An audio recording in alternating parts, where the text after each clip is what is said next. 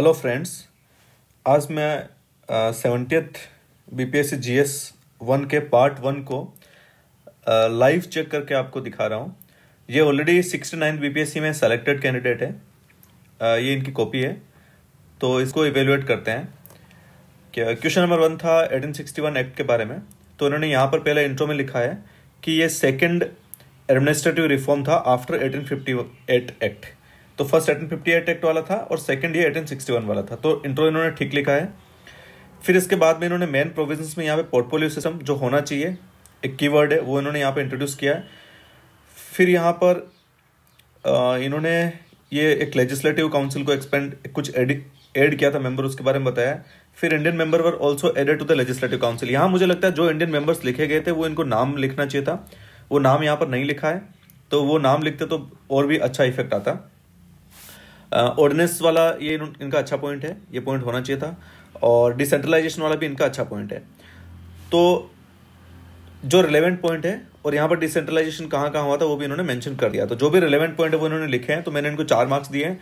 हो सकता है इनको 3.5 भी मिल सकते हैं। रीजन बीइंग की क्या है कि इन्होंने ड्रॉबैक्स नहीं लिखे हैं।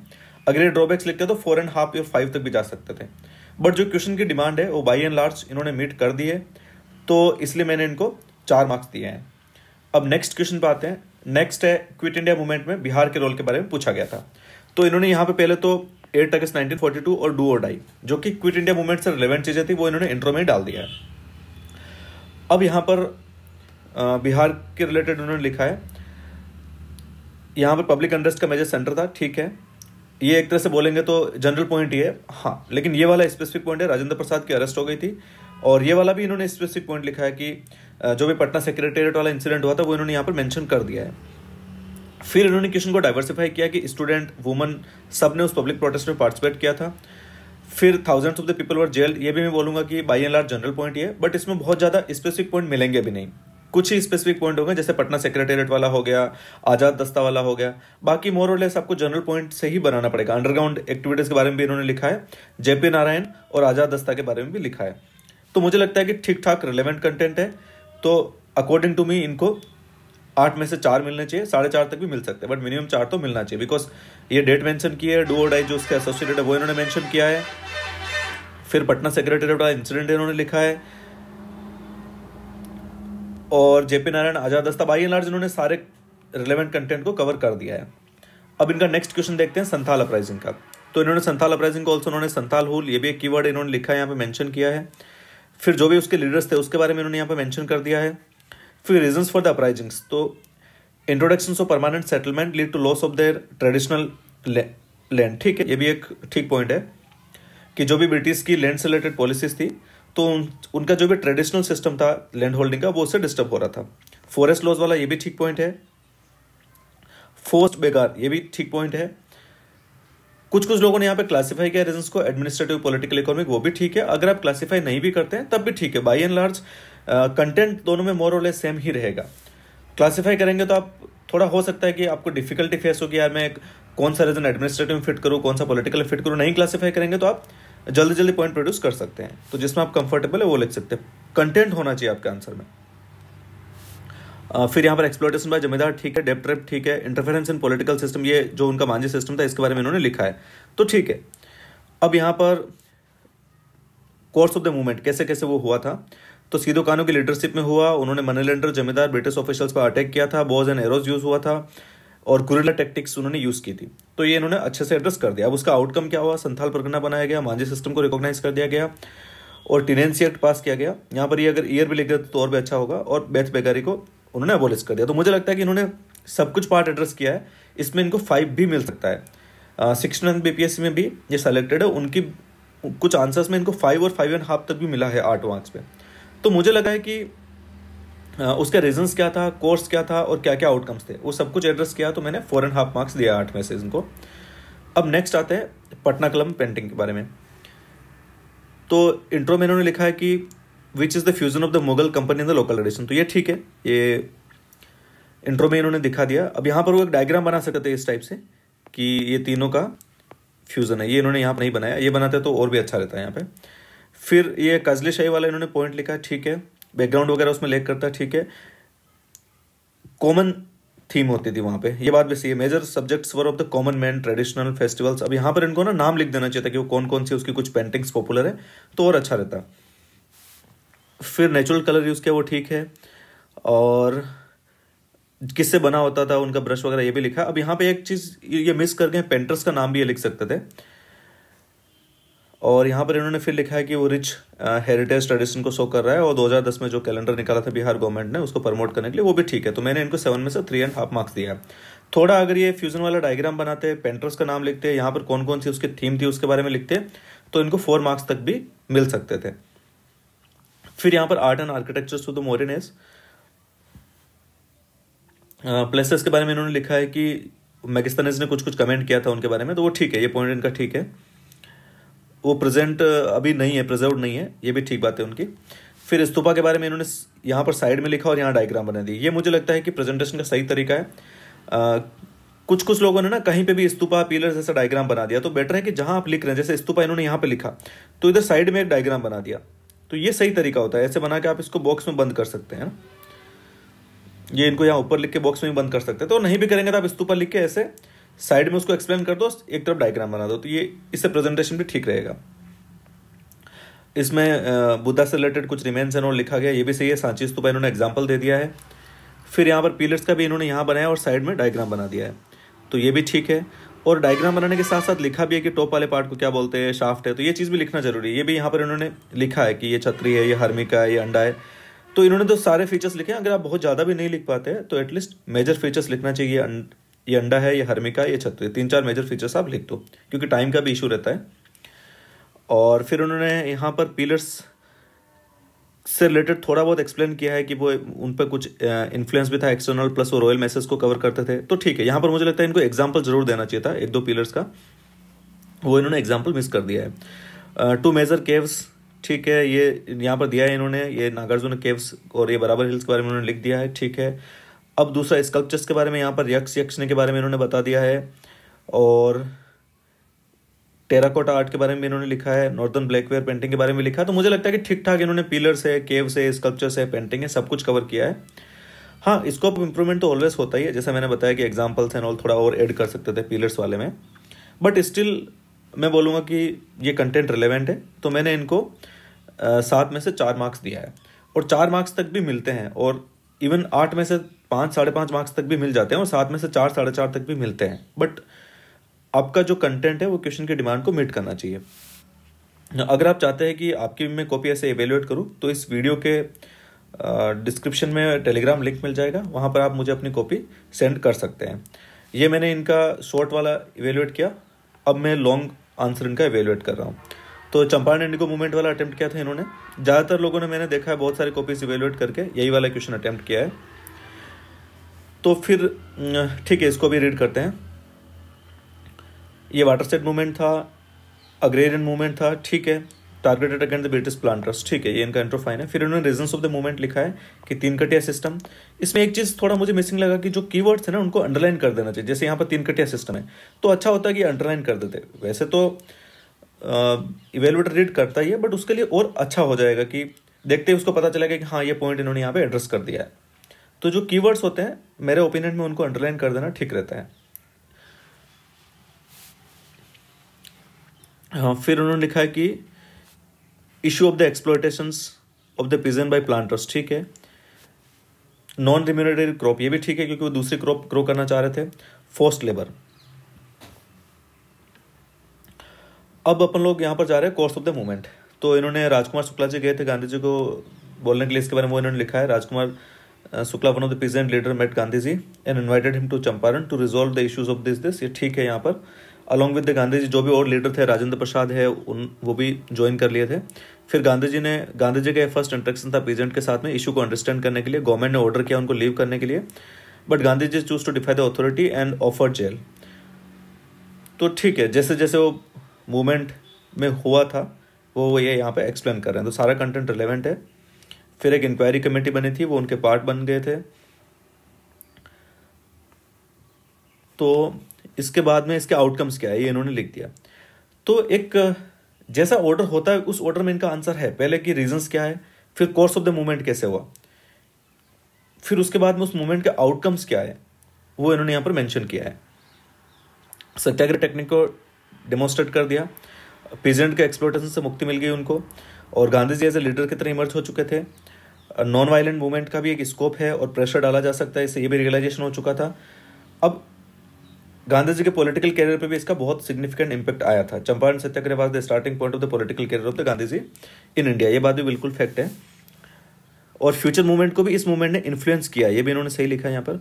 अब एक डायमेंशन और थे कि इंडियन फ्रीडम स्ट्रगल पर इसका क्या इफेक्ट हुआ। इसमें मैंने देखा है बहुत सारी कॉपी चेक करने के बाद में कि इसके पहले वाला पार्ट है जिसमें आपका मूवमेंट के रीजंस क्या थे, उसका कैसे कैसे बड़ा मूवमेंट, उसके आउटकम्स क्या, वो तो बच्चों ने बहुत अच्छे से एड्रेस किया है।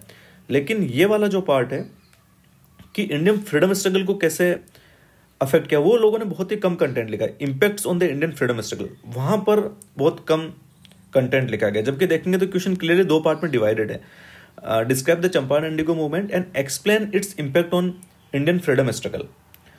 तो वो भी वहां पर भी अपने को ठीक ठाक कंटेंट डालना है। वहां मैंने लिखा कि लोगों ने बहुत ही कम कंटेंट डाला उस पार्ट पे। फर्स्ट पार्ट को ज्यादा एक्सप्लेन किया, लिखा तो है उन्होंने सेकंड पार्ट को, लेकिन इतना अच्छे से एड्रेस नहीं कर पाए। तो देखते हैं इन्होंने क्या किया यहाँ पे। वैसे मैं पहले चेक कर चुका था, इनकी कॉपी को देख चुका हूं एक बार। ठीक है, अभी इसको रीड करते हैं। इंडियन फ्रीडम स्ट्रगल पे क्या इंपैक्ट हुआ ये इन्होंने बताया। Satyagraha and the non violent movement become the tool, बिल्कुल वैलिड पॉइंट है। फ्यूचर जो भी मूवमेंट हुए, जैसे यहाँ पर उन्होंने बता भी दिया कि non cooperation and civil disobedience movement. Quit India का तो एग्जांपल नहीं देना चाहिए था, बिकॉज क्विट इंडिया तो ऐसा नॉन वायलेंस ऐसा सच मूवमेंट था नहीं, बट हाँ नॉन कोऑपरेशन और सिविल डिसोबीडियंस वाला अच्छा एग्जाम्पल है। The movement base was the peasant and thus the future movement also induce the issue of the peasant, ये भी बहुत अच्छा है। जैसे फेसबुक डिक्लेरेशन के बारे में उन्होंने लिखा, बारदोली के बारे में लिखा कि इसके बाद में क्या हुआ था ना कि इस मूवमेंट के बाद में पीजेंट्स जो फ्रीडम स्ट्रगल से एसोसिएट हो गए थे, वो उनके इश्यूज को भी फ्रीडम स्ट्रगल में इंक्लूड किया गया था। जैसे फेसबुक डिक्लेरेशन हुआ या बारदोली सत्याग्रह हुआ, वो भी मेजर पीजेंट मूवमेंट ही था। तो ये भी इनका बहुत अच्छा पॉइंट है। और ये देखो एग्जाम्पल से सबस्टेंशिएट कर रहे हैं अपने पॉइंट को, जैसे कि कौन सा फ्यूचर स्ट्रगल तो बारदोली, यहाँ पर कौन सा स्ट्रगल तो non cooperation and civil disobedience. तो ये भी अगर आप लिखेंगे तो उससे आपके कंटेंट में एनरिचमेंट होगा। फिर यहाँ पर लिखा गया कि success of the movement confirm that there is need of the non violent mass movement to put pressure. ये कभी कभी होता है कि ठीक है सेमी कंटेंट को थोड़ा घुमा फिरा के पॉइंट बढ़ाने के लिए भी लिखते हैं, तो सब लोग लिखते हैं, उसमें ऐसा कोई इशू नहीं है। तो क्या यहाँ पर role of the common masses, हाँ ये बहुत सही बात है कि इसके पहले वैसे देखा जाए तो जो अपना बंगाल पार्टीशन वाला मूवमेंट हुआ था वहीं से ही कॉमन मासेस ने पार्टिसिपेट करना शुरू कर दिया था, बट स्टिल इस मूवमेंट से भी एक कॉमन मासेस का पार्टिसिपेशन इंक्रीज हुआ था। तो ये भी एक वैलिड पॉइंट है, लिख सकते हैं यहाँ पे, है ना, कि वो ओनली अर्बन इलीट का मूवमेंट नहीं है, वो रूरल मासेस भी उसमें पार्टिसिपेट कर सकते हैं। तो ये भी बहुत अच्छा पॉइंट है देखा जाए तो। और गांधी जी एक न्यू लीडर की तरह इमर्ज हुए थे, ये तो ठीक ही है। और जैसे राजेंद्र प्रसाद, जवाहरलाल नेहरू, ये सब भी फ्रीडम स्ट्रगल में गांधी जी के साथ एसोसिएट होने लगे, तो ये भी ठीक बात है। और फ्यूचर पीजेंट मूवमेंट को तो इन्होंने इंस्पायर किया भी था, जैसे बारदोली वगैरह का, ये भी ठीक है। तो इन्होंने 7 पॉइंट लिखे हैं, मोर और लेस सारे पॉइंट रिलेवेंट है, तो मैंने इनको इसमें 20 मार्क्स दिए हैं। अभी यहाँ पर वेस्टर्न एजुकेशन वाला डिस्कस करते हैं। यहाँ पर भी कुछ बच्चों ने गलती क्या की है ना, जैसे ये बोल रहे हैं कि examine the expansion of western education from mid 19th century onwards. तो कुछ लोगों ने ना ओनली एग्जांपल्स दिए कि ये स्कूल खुल गया, ये कॉलेज खुल गया, ये कमेटी थी, वो हाँ वो ठीक है, वो पार्ट है। बट अगर आपको एग्जामाइन करने को बोल रहे हैं तो ट्राई करो कि थोड़ा एनालिसिस भी शो कर दो कि भाई जो वेस्टर्न एजुकेशन था उसका क्या पॉजिटिव इफेक्ट आया, क्या नेगेटिव इफेक्ट आया, क्या ड्रॉबैक्स रह गए थे। तो वो करेंगे तो आपका आंसर कॉम्प्रेहेंसिव बनेगा। अदरवाइज ठीक है, आपके आंसर्स में कमेटीज और ओनली एग्जांपल्स रहेंगे, मार्क्स तो उस पर भी मिलने वाले हैं, बट और अगर आपको लीड लेनी है, अगर आपको और अच्छे मार्क्स पाने हैं, तो आपको थोड़ा एनालिसिस भी दिखाना पड़ेगा वहाँ पे। अब जैसे इन्होंने तो किया है, मैं पहले भी इनको मार्क्स दे चुका हूँ, बट ठीक है आपके साथ में इसको रीड करते हैं। और एक चीज़ और ध्यान रखना है, जैसे मिड 19th सेंचुरी बोला है, तो इट मीन्स क्या होता है कि वो आपका 1850s ऑनवर्ड्स होगा। अब उसमें ठीक है थोड़ा सा पीछे जा सकते हैं, जैसे कुछ लोग गए हैं 1833 वाले से गए हैं, लेकिन बहुत पीछे जाना भी उतना रिलेवेंट नहीं रहेगा, क्योंकि जो पूछा गया क्वेश्चंस में ट्राई करना है कि कोर डिमांड को मीट करना है, उसके आसपास का थोड़ा सा लिख सकते हैं। लेकिन बहुत ज़्यादा अगर आप पीछे जाके लिखेंगे तो फिर आप अपना टाइम भी खराब कर रहे हैं, स्पेस भी कंज्यूम होगा, फिर जो कंटेंट आ रहा है वो लिखने के लिए जगह नहीं बचेगी। और इस टाइप के क्वेश्चंस में बहुत सारा कंटेंट, रिलेवेंट कंटेंट आपके पास में होता है, बिकॉज ये क्वेश्चन रिपीटेड क्वेश्चन है, हर साल आती रहता है इससे रिलेटेड, तो सबके पास में अच्छा खासा कंटेंट होता है। तो ट्राई करना है कि जो पूछा जा रहा है फर्स्ट प्रायोरिटी उसी को देनी है। हल्का फुल्का उसके आसपास का लिख दो, लेकिन बहुत ज़्यादा पीछे जाके नहीं लिखना है। अब जैसे यहाँ पर इन्होंने लिखा कि मैकुले का माइनॉरिटी से, यस ठीक है। अब पहले पर्पस लिखा है उन्होंने कि वेस्टर्न एजुकेशन का जो ब्रिटिश का पर्पस था वो क्या था, तो ब्राउन बाबूज वाला ठीक है। और फिर cheap supply of the clerk, ये भी ठीक है। तो और जो भी उनका कल्चर और रिलीजन से हटाने को इंडियंस को, वो सब, ये सारी चीज़ें उन्होंने ठीक है। ब्रिटिश अथॉरिटी को एम्पावर करना ठीक है। एजुकेटेड इंडियंस को इंडियन मासेस के अगेंस्ट करना, ये भी ठीक है। लाइक इंडियंस पे एक डिवाइड क्रिएट करना, to increase their ruling legitimacy, ये भी ठीक है। टू एक्सपेंड द इंडियाज, हाँ ये मिशनरीज वाला भी उसमें था, उनकी एजुकेशन में एक बोल सकते हैं उनका वो भी एक पार्ट था। अब मेजर कमेटीज कौन से सेटअप हुई, वो वुड्स डिस्पैच, ये इन्होंने लिखा है, तो ठीक है। 1850 ऑनवर्ड ही सेटअप हुआ था, वो भी इन्होंने लिखा है। और ये जितना भी कमेटीज है, ये रिलेवेंट कमेटीज के नाम उन्होंने लिखे हैं, और थोड़ा थोड़ा उनके रिकमेंडेशन भी लिख दिए। अब यहाँ पे रिकमेंडेशन में ना इतना एग्जैक्टली किसी को याद नहीं रहता कि उस कमेटी का एग्जैक्ट रिकमेंडेशन क्या था, थोड़ा हल्का फुल्का ऊपर नीचे हो सकता है, उतना चल जाएगा। जैसे इसका क्या रिकमेंडेशन था, ये यहाँ पर इन्होंने लिखा है। और फिर रेले कमीशन के लिए यहाँ पे लिखा है, हायर एजुकेशन से रिलेटेड कुछ कुछ उन्होंने कमेंट किया था। सेडलर कमीशन से यहाँ पे लिख दिया है, 10+2 सिस्टम उन्होंने रिकमेंड किया था। तो ये ठीक ठाक रिलेवेंट कंटेंट है, मैं बोलूँगा बाई एंड लार्ज, है ना। अब यहाँ पे खाली कमीशन मेंशन नहीं करना, जैसे किसी ने हंटर कमीशन मेंशन कर दिया, ठीक है, थोड़ा एक दो लाइन तो लिखो उसके बारे में कि उसका मेजर रिकमेंडेशन क्या था, वो किससे रिलेटेड था, वो यूनिवर्सिटी से रिलेटेड था, वो स्कूल एजुकेशन से रिलेटेड था, उसने कुछ गर्ल्स एजुकेशन पे कमेंट किया क्या, थोड़ा बहुत तो उसके बारे में एक और दो लाइन तो लिखना है आपको, क्योंकि 38 मार्क का क्वेश्चन है। ठीक है। अब यहाँ पर इन्होंने क्रोनोलॉजी लिखा कि कौन कौन सी, ये तो कमेटीज उन्होंने सेपरेट कर दी। कुछ लोगों ने ये कमेटीज और जो भी कॉलेज ओपन हुए उसको एक साथ लिखा, वो स्टाइल भी ठीक है कि ये कमेटी आई थी, उसके बाद उसी के अराउंड ये स्कूल्स ओपन हुए, वो भी ठीक है। और सेपरेट भी आप लिखेंगे तब भी कोई ऐसा इशू नहीं है, दोनों राइटिंग स्टाइल ठीक है। यहाँ पर इन्होंने कमेटीज और कमीशन को एक तरफ लिख दिया, फिर जो भी इंस्टीट्यूट्स वगैरह ओपन हुए उसको इन्होंने यहाँ पर लिख दिया। तो ये तो इन्होंने सारे एग्जाम्पल्स लिखे, पटना कॉलेज है। उस टाइम तो जब अपन लोग एग्जाम दिए थे तो मुझे भी ये सब रटा हुआ था, ईयर्स एंड ऑल। अभी तो मैं भूल भी गया हूँ कि ईयर्स कौन सा है, बट हाँ एग्जाम्पल्स जरूर याद रहेंगे। पटना कॉलेज हो गया, TNB कॉलेज हो गया, LS कॉलेज हो गया, BN कॉलेज हो गया, तो जितना भी मेजर से वो इन्होंने यहाँ पर मेंशन कर दिया है। फिर ये आप रीड कर लेना, पटना यूनिवर्सिटीज वगैरह, इंडियन स्कूल्स ऑफ माइंस है, वेटनरी कॉलेज है, वुमेंस कॉलेज है, पूसा एग्रीकल्चर। तो मेरे को लग रहा है कि बिहार स्कूल ऑफ इंजीनियरिंग, ये सारा इन्होंने बाई एंड लार्ज ठीक भी लिखा है। कहीं कहीं पे इनको भी ईयर का शायद उस टाइम भूल गए होंगे, ऑब्वियसली अब इतना कंटेंट नहीं आप याद रख सकते हैं, तो जहां पर ईयर इनको याद नहीं रहा वहां पर इन्होंने भी छोड़ दिया, लेकिन नाम इन्होंने जरूर मेंशन कर दिया। अब कुछ इंडियन नेशनलिस्ट ने भी किया था, ये तो ब्रिटिश का था। वेस्टर्न एजुकेशन ऐसा तो नहीं है कि खाली ब्रिटिशर्स की वजह से हुई थी। तो अब यहां पर इन्होंने कुछ इंडियन नेशनल्स ने किया, उसके बारे में यहां पर मेंशन किया है, जैसे शांति निकेतन भाई रविंद्रनाथ टैगोर हो गया, बिहार विद्यापीठ वगैरह हो गई। अब ये वाला जो पार्ट है ना, ये पार्ट भी आपको ये एक्स्ट्रा एज दिलाएगा आपको। यहां तक तो बहुत लोगों ने लिखा है, जो इस यहां तक कंटेंट हो, यहां तक लगभग काफी लोगों ने लिख दिया है इतना पार्ट, तो कमिटीज, कमीशंस, कॉलेज के एग्जाम्पल्स। लेकिन अब जो एक्स्ट्रा पार्ट है ना, कि उसका एनालिसिस की, जो वेस्टर्न एजुकेशन का एक्सपेंशन हुआ उसका बिहार पे क्या इम्पैक्ट हुआ, उसका वो एनालिसिस बहुत लोगों ने मिस कर दिया। जैसे इन्होंने यहाँ पे बोला कि पॉजिटिव इम्पैक्ट क्या हुआ, कि भाई लिटरेसी बढ़ गई, ठीक है, वैलिड पॉइंट है। एम्प्लॉयमेंट के चांसेस बढ़ गए, ये भी ठीक पॉइंट है। लोग अवेयर हुए, लिबर्टी, फ्रीडम। तो एक तरह से इन्होंने एक इंडियन नेशनल मूवमेंट में भी वेस्टर्न एजुकेशन ने पॉजिटिवली कंट्रीब्यूट किया है। एजुकेटेड इंटेलेक्चुअल्स ने लीडरशिप रोल प्रोवाइड की, ये भी ठीक पॉइंट है। फिर कुछ नेगेटिव भी हुए। नेगेटिव क्या हुए कि एक गैप क्रिएट हो गया बिटवीन लिटरेट एंड इलिटरेट, तो ये भी एक फैक्ट चीज़ है। और यहाँ पर एक ये भी नेगेटिव में लिख सकते थे कि वेस्टर्न एजुकेशन ना कॉस्टली थी, तो हर किसी के लिए उसको अवेल करना आसान काम नहीं था। और जो एजुकेटेड इंडिविजुअल थे उन्होंने ब्रिटिश को सपोर्ट किया था, ये भी अप टू सर्टेन एक्सटेंट सही बोल सकते हैं। इनइक्वालिटी विद इन सोसाइटी, तो ये तो by and large repeated point है, वन और थर्ड, बट ठीक है, बोल सकते हैं कि लिखने के लिए लिख सकते हैं। बट हाँ, इन्होंने ट्राई किया है कि पॉजिटिव और नेगेटिव थोड़ा एनालिसिस भी उसके बारे में दिखाया जाए। तो मैं बोलूँगा ये काफ़ी कॉम्प्रहेंसिव आंसर है। वेस्टर्न एजुकेशन जो एक्सपेंड किया ब्रिटिशर्स ने, उनका ऑब्जेक्टिव क्या था वो इन्होंने लिख दिया, कमिटीज, कमीशंस लिख दिया, कौन से कॉलेज इंस्टीट्यूशन ओपन हुए वो इन्होंने लिखा, फिर उसका एनालिसिस भी दिखा दिया कि क्या पॉजिटिव और नेगेटिव इम्पैक्ट आया है। इसलिए मैंने इनको इस क्वेश्चन में 22 मार्क्स दिए हैं। आप चाहते हैं अगर मुझसे इवेलुएट करवाना, तो ऐसे ही मैं लाइन बाय लाइन रीड करके आपकी कॉपी को इवेलुएट करूंगा। आप इस वीडियो के डिस्क्रिप्शन में टेलीग्राम लिंक है, वहाँ पर सेंड कर सकते हैं। ऑल 3 कॉपीज को इवेलुएट करने का 200 रुपीज़ लिया जाएगा। वीडियो देखने के लिए थैंक यू।